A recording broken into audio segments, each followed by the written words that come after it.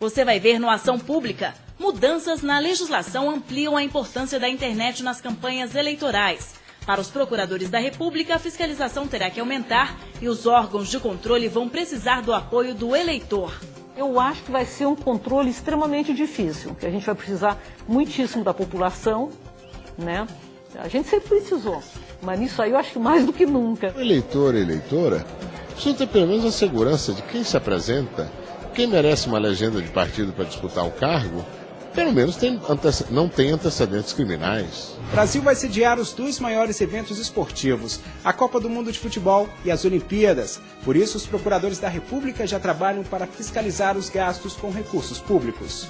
Projeto básico mal feito, de um planejamento mal feito, que acaba abrindo brechas para que irregularidades venham a ocorrer no futuro. Desde já, é preciso que haja uma fiscalização para evitar que se repita o que aconteceu nos Jogos Pan-Americanos. Reunião do Colégio de Delegados da NPR debateu os projetos de planejamento estratégico e de comunicação da associação e contou com representantes de vários estados.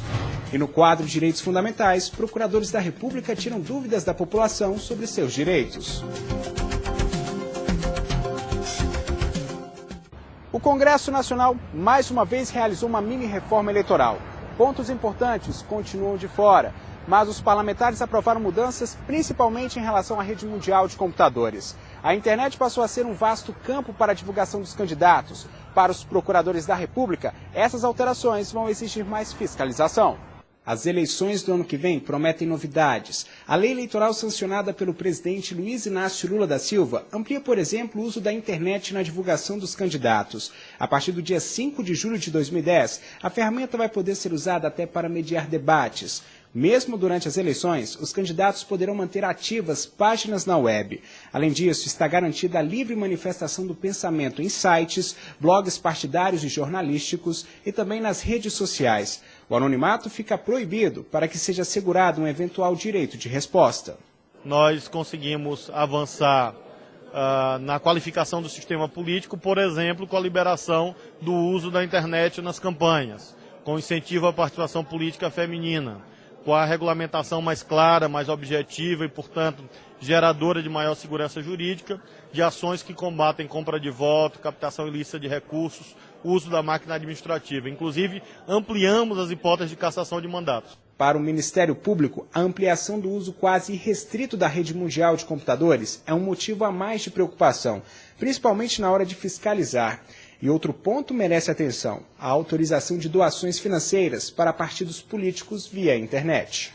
Na verdade, ficou mais fácil você conseguir navegar nisso, ou seja, ficou mais fácil sair sem ser punido num caso de abuso por gasto excessivo. O que nós fizemos com a internet foi, primeiro, regulamentar a doação, que aí tem condição de fiscalização total, porque sai de uma conta conhecida e entra numa conta conhecida. Então não tinha por que não ter doação pela internet. Eu acho que vai ser um controle extremamente difícil, que a gente vai precisar muitíssimo da população, né?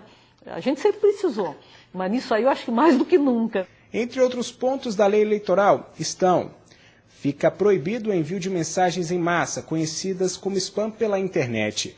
É vedada a veiculação de qualquer tipo de propaganda eleitoral paga nos sites. O texto propõe a cassação do registro e do diploma do candidato que comparecer a inaugurações de obras públicas nos 3 meses anteriores ao pleito.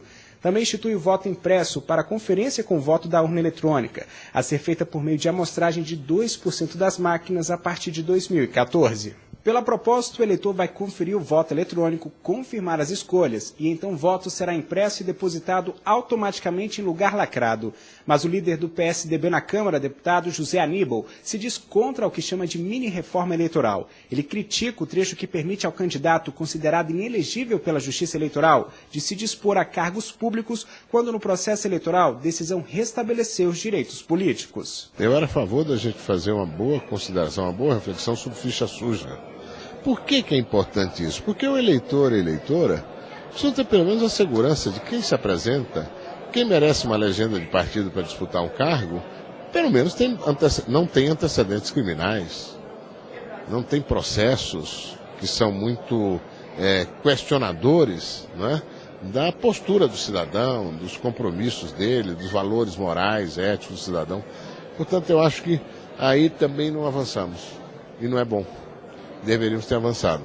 E o presidente Lula vetou 3 dispositivos do projeto: o parcelamento de multas pela Receita Federal, a criação de uma tabela fixa para que cada emissora deduzisse do imposto de renda o valor do espaço destinado à propaganda eleitoral, e os debates entre candidatos na internet não precisam seguir as mesmas regras das discussões em rádio e televisão. Mas nas ruas, o que será que a população vem achando dessas mudanças?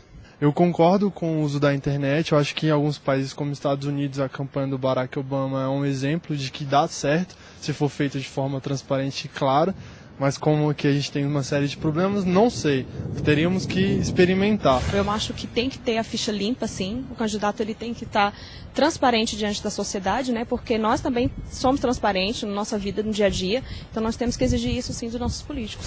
Se o cara realmente está respondendo a algum processo, e esse processo seja um processo criminal na justiça, ele não pode ser eleito, ele não pode nem ter a candidatura aprovada pelo próprio partido. As pessoas sabem que tem uma lei. Hoje você pode ler e você já vai saber o que é que vai ser. Na situação anterior, não. Ninguém saberia, só quando sair a normatização do TSE. Agora, a normatização do TSE tem que se basear na lei. O Brasil tem que fazer essa reforma política. Sem ela, o rebaixamento da atividade parlamentar vai continuar, infelizmente.